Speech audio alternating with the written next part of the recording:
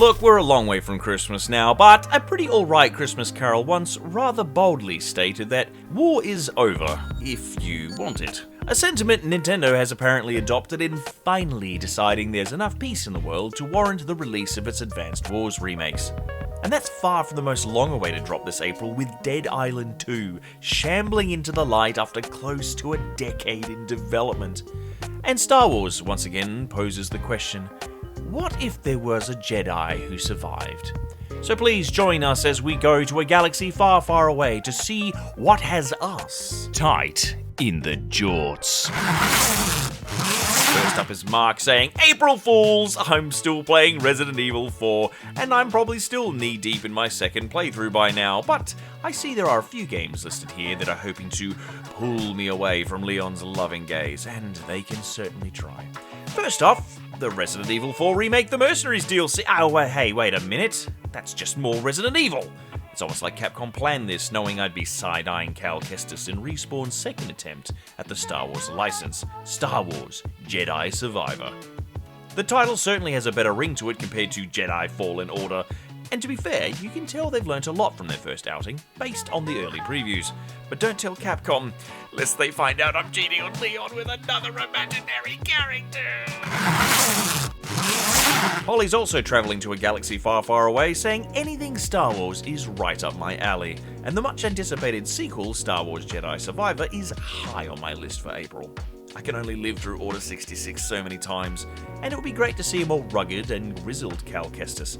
I'm excited to see how the game will expand and incorporate a wider Star Wars lore. And then, I've never been a huge Minecraft fan, but the story-driven Minecraft Legends has piqued my interest as my mind gets a little lost in the wide open world. I look forward to diving into its blocky landscape and fighting the little piglins. And then I did my waiting, 12 years of it, and now we're ready to jump back into the sand, sea, and undead with Dead Island 2. California has never looked more alive and, well, dead at the same time. Zach scooches in to say, whoa, it's madness to think that it's April already. And speaking of madness, nice segue, the remake of Sherlock Holmes The Awakened launches on April 11th. This time around, everyone's favourite suave gumshoe is caught up in an investigation with ties to the Cthulhu mythos.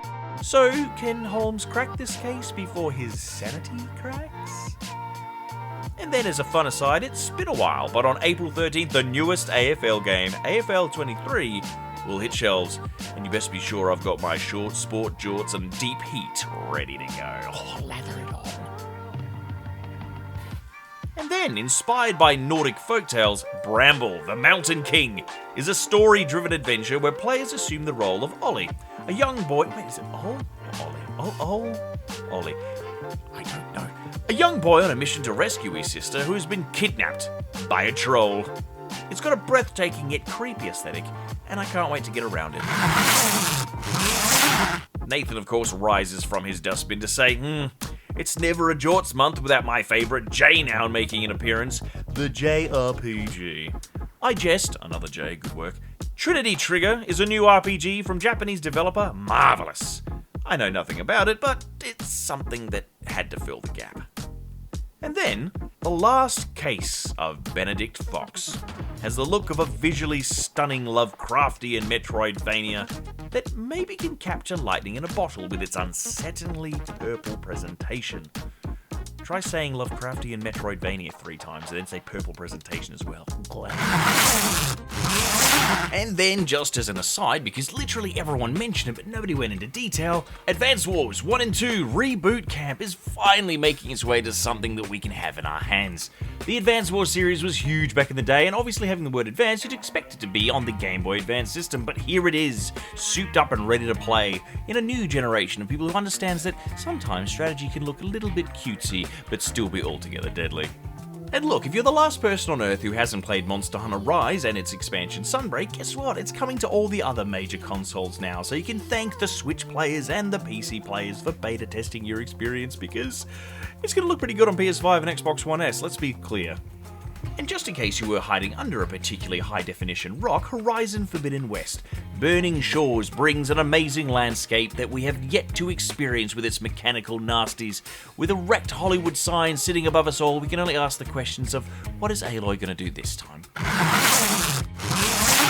And with that, April, the month of fools and fun and all kinds of niceties, is all ready for us to enjoy at our leisure. So please, get around us here at well-played.com.au and let us know in the comments if you think we've missed a particularly huge title that might be coming out in April. But until next time, keep your jorts tight and keep those seams straining.